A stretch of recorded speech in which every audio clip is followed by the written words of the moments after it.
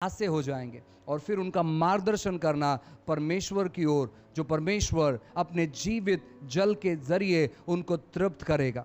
और वे लोग परमेश्वर से तृप्त होकर वे संसार को जाकर बताएंगे कि सच में जीवित जल का झरना हमें मिल चुका है, जीवित पानी हमें मिल चुका है, आओ हम उत्साह मनाएं।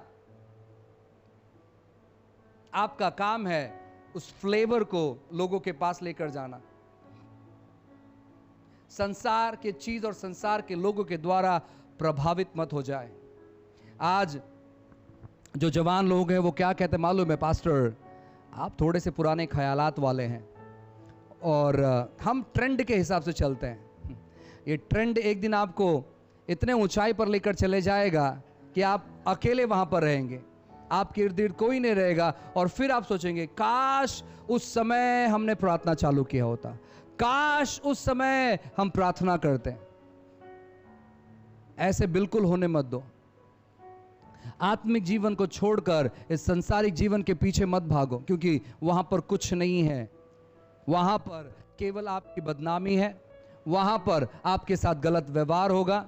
जो चीज आप नहीं करना चाहिए आप वो चीज करते रहेंगे और फिर आखिरकार आपको किसी सेवक के पास आकर ऐसे खड़ा रहना पड़ेगा, प्लीज मेरे लिए प्रार्थना करो, क्योंकि मैं मेरे जीवन की घटना को मैं किसी के साथ शेयर नहीं कर सकता, मैं किसी के साथ शेयर नहीं कर सकती। इस प्रकार की मैंने लोगों को सुना है, मैंने लोगों को देखा है,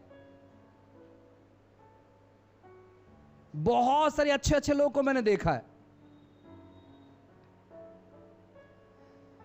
आज से लगभग 15 साल पहले जब मेरा शुरुआत हुआ था मसीह में, जब मैं सेवकाई कर रहा था और मैंने डिसीजन लिया था कि मैं सेवा करूंगा।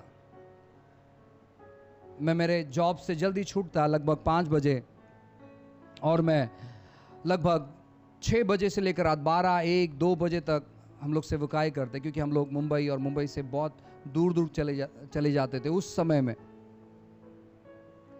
सो कुछ लगभग 1-1.5 महीने के बाद, उस समय मुझे बहुत पैसों की ज़रूरत थी, क्योंकि हमारे घर में बहुत सारी समस्या थी, हमारे पास पैसे नहीं रहते, तो बहुत पैसों की ज़रूरत थी।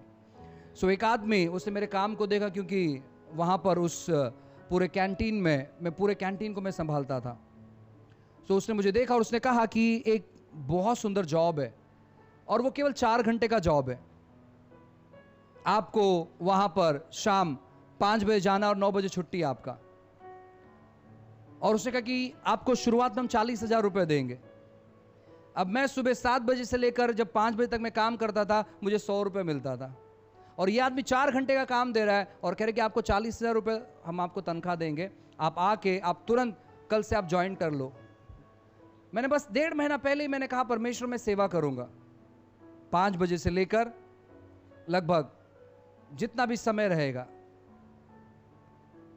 सो मैं लगभग घर पे से 6 बजे निकलता और रात को कभी 12, कभी 1, कभी 2, मेरे परिवार इधर ही है, आप उनसे पूछ सकते हैं।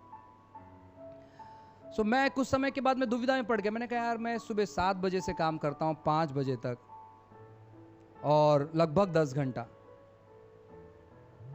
और 100 रुपये मिलता है, मतलब 10 रुपये घंटे के हिसाब से मुझे 100 रुपये मिलता है, क्योंकि 150 रुपया था 7 बजे तक। लेकिन मैंने 2 घंटा वहाँ पर मैंने कहा मुझे सेवा के लिए, तो उन्होंने 50 रुपये कट कर दिया, तो मुझे 100 रुपये देते थे।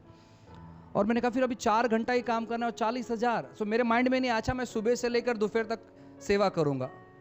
मैंने ये नहीं कहा, मैंने कॉम्प्रोमाइज़ नहीं किया, मैंने कहा मैं नहीं कर सकता। और फिर कुछ समय के बाद मैंने वो सुबह का काम भी छोड़ दिया। मैंने कहा मुझे 100 रुपये भी नहीं चाहिए, हालांकि मुझे बहुत ज़रूरत था उस समय। मैं जानता हूं कि उस समय मेरे दिमाग में क्या क्या चीज़ चल रहा था। सो जब ये 40,000 रुपया वाला तनख्वाह का काम मेरे सामने आया, मैंने बहुत सारे ख्वाब देखना चालू कर दिया, ऐसा ऐसा ये होगा वो होगा, मैं ये करूँगा मैं वो करूँगा। लेकिन बाद में मेरे हृदय ने मेरा साथ नहीं दिया और हृदय ने कहा कि तो ऐसा नहीं कर सकता है। बस अभी 1.5 महीना पहले तो कमिटमेंट किया था, अब ऐसे कैसे उस कमिटमेंट को तू तोड़ सकता है। सो मैंने कहा कि ठीक है कोई प्रॉब्लम नहीं है। अब ये गवाही मैंने ऑलमोस्ट किसी के साथ नहीं बांटा, कभी नहीं बांटा मैंने। लेकिन मैंने कहा परमेश्वर मैं जानता हूं कि आप सब कुछ ठीक करोगे। लेकिन ठीक नहीं हुआ। वो काम ठुकराने के बाद स्थिति और बिगड़ गई, दुविधा और परेशानी